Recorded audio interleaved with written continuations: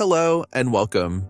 I'm Professor Ian Liai, and today we embark on a brief yet incisive exploration of Hendrik Brackel's proposal, From Trade Wars to Trade Winds.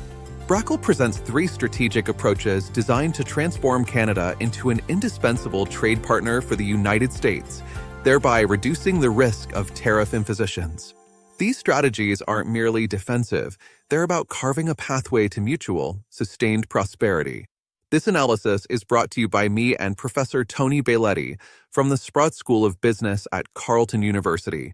Let's dive in and uncover how a shift in perspective can turn trade wars into genuine trade wins. Hello there. I'm Professor Tony Bailetti AI. Let's now delve into the purpose of our discussion. Today, we're summarizing Hendrik Brackel's From Trade Wars to Trade Winds, a proposal that seeks to redefine the US-Canada trade conflict. We'll examine how Brackel's strategies aim to transform adversarial trade dynamics into mutually beneficial wins by positioning Canada as an indispensable partner to the United States. In doing so, we'll identify both the benefits, such as enhanced economic interdependence and reduced tariff risks, and the potential disadvantages or limitations inherent in his approach. In short, our purpose is twofold: to clarify Brackel's solution and to weigh its strategic advantages against its challenges, providing a balanced insight into the proposed trade framework. Before we go deep into the analysis, let's take a moment to get to know Hendrik Brackel. He is a distinguished strategist with a deep background in Canadian economic policy. Over the course of 5 years on Parliament Hill, Hendrik served as the chief economic advisor to the leader of the official opposition and later ascended to director of policy and parliamentary affairs, experiences that have sharpened his strategic insight. He also lent his expertise as the chief economist at the Canadian Chamber of Commerce, further bridging the public and private sectors. Today, as the director of the federal practice at Sussex Strategy Group, his leadership is reinforced by solid academic credentials, a Master of Public Policy and International Affairs, alongside an MBA from the University of Ottawa. This blend of practical experience and scholarly grounding forms the cornerstone of his incisive approach to economic strategy. In his proposal From Trade Wars to Trade Winds, Hendrik Brackel outlines a solution to the US-Canada tariff conflict built on three core strategies. First, he advocates for strengthening North American economic and security integration, fostering closer ties that not only promote trade but also enhance mutual security. Second, he calls for enhancing Canada's economic competitiveness, positioning the nation as a critical, resilient partner in the region. And third, Brackel proposes addressing global trade imbalances by confronting China's trade practices head-on, a necessary step to recalibrate the global economic landscape. Together, these strategies are designed to transform friction into opportunity, turning trade wars into genuine trade wins. Let's now delve into the first pillar of Brackel's proposal, strengthening North American economic and security integration. Imagine transitioning our current trade agreement into a broader, more cohesive economic union with the United States. In this vision, both nations move beyond isolated trade deals toward a seamless partnership built on mutual trust and shared standards.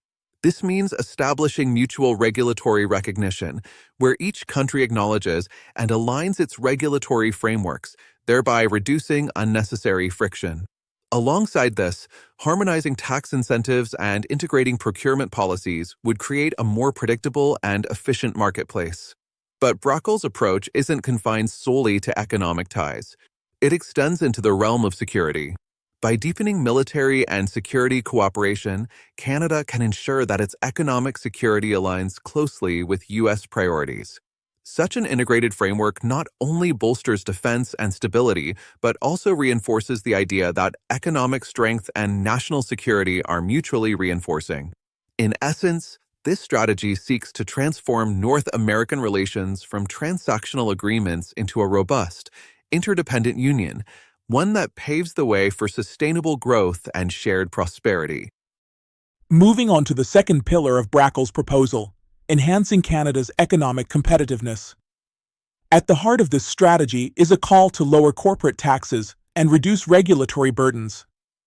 This isn't merely about adjusting numbers on a balance sheet. It's about creating an environment where investment, both domestic and foreign, is naturally attracted.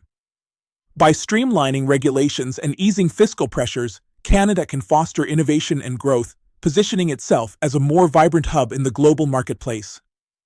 But the vision extends further. Brackle advocates for developing an industrial policy that goes beyond the traditional reliance on subsidies. Instead, he envisions a targeted approach that focuses on strategic industries, those critical sectors that will drive long-term national prosperity. This means identifying and nurturing industries with the potential to lead on the global stage, ensuring that support is both thoughtful and transformative. Moreover, to truly match the dynamism of U.S. policies, there is a crucial need to invest in our supply chain infrastructure and energy competitiveness. In today's interconnected world, robust supply chains and a strong energy base are not just competitive advantages, they are imperatives for resilience and sustainable growth. In essence, this strategy is about reimagining Canada's economic landscape. It seeks to create a more attractive, agile, and competitive economy that not only responds to current challenges, but is also well prepared for the demands of tomorrow's global market. Let's now explore the third pillar of Brackle's proposal, addressing global trade imbalances and confronting China's trade practices. Brackle advocates for aligning Canada's tariff policies with U.S. measures against China.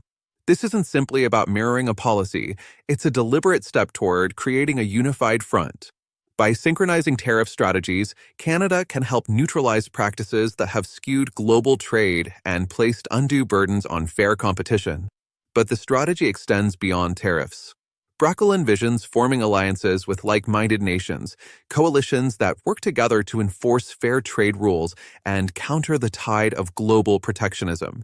In this interconnected era, a collective approach not only strengthens each nation's negotiating position, but also promotes a global order based on transparency and equitable practices. Furthermore, there is an imperative to reduce dependency on Chinese supply chains. By supporting North American manufacturing, Canada can fortify its economic resilience, ensuring that its industries remain competitive and less vulnerable to external disruptions. In essence, this strategy is about recalibrating the global balance of trade. It calls for a united, proactive response that leverages alignment, strategic alliances, and domestic strength to confront imbalances head-on, turning a challenge into an opportunity for sustainable, equitable growth. As we transition to the analysis section of Brackle's proposal, our second major section, we must examine both its strengths and inherent challenges. Brackle's strategy is undeniably robust as a defensive measure against U.S. tariffs. At its core, it aims to secure Canada as an indispensable partner for the United States, a critical objective, especially during the tariff uncertainties of the Trump era. By positioning Canada in this way, the proposal intends to shield our trade interests and bolster economic competitiveness. Yet, while the approach is pragmatic and designed to stabilize trade relations, its success is contingent on flawless execution. There are significant risks that must be carefully managed. The proposal demands not only clear strategic vision, but also meticulous operational alignment to avoid unintended consequences. Moreover, a crucial dependency underlies the entire framework. It relies heavily on U.S. cooperation and an earnest willingness to deepen economic integration. This interdependency, while offering potential stability, also introduces vulnerability. Should the U.S. shift its strategic priorities, the entire defensive posture may require recalibration. In summary, Brackle's approach offers a promising pathway to trade stability and competitiveness. However, its effectiveness hinges on precise execution and the strength of our bilateral commitment. It's a strategy that calls for both bold thinking and cautious pragmatism, hallmarks of a truly integrative solution. Let's explore the tangible benefits these strategies bring to Canada, starting with improved trade and investment flow. By advocating for a closer economic partnership, Canada isn't just aiming to mitigate tariff volatility, it's setting the stage for long-term trade stability.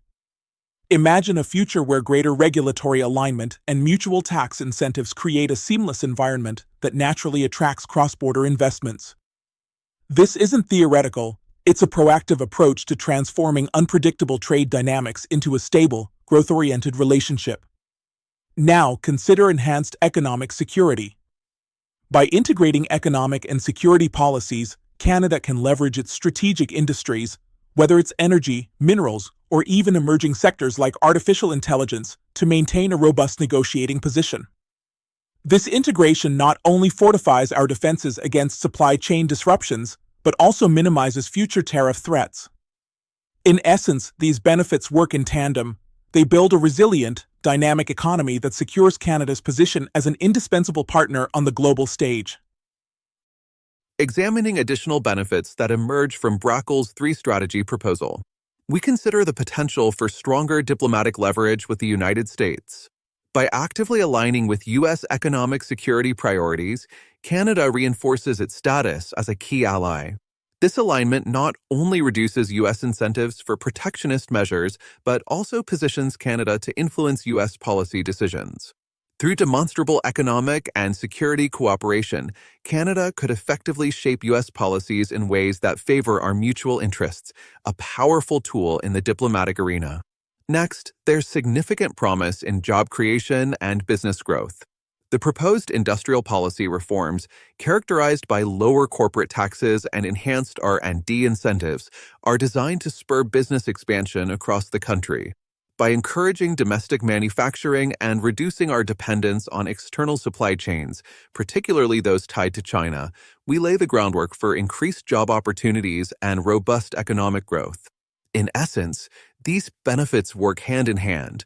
Stronger diplomatic leverage not only solidifies our trade partnership with the U.S., but it also creates an environment in which business can thrive, ultimately leading to sustainable job creation and a more resilient Canadian economy.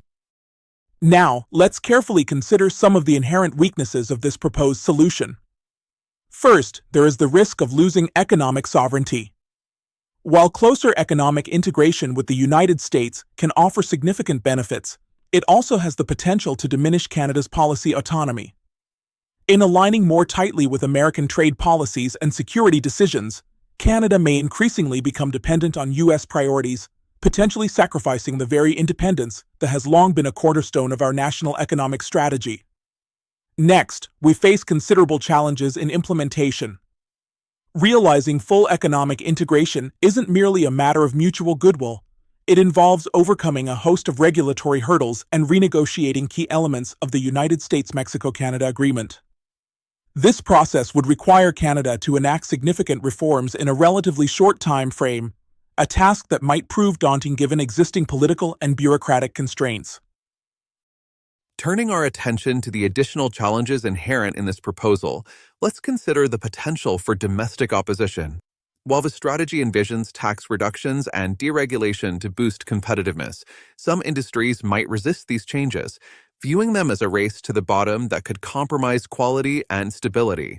Moreover, labor groups and policymakers may push back against deeper U.S. integration, driven by concerns over national security and a desire to preserve Canada's economic independence. Such internal dissent could significantly slow or even derail the necessary reforms.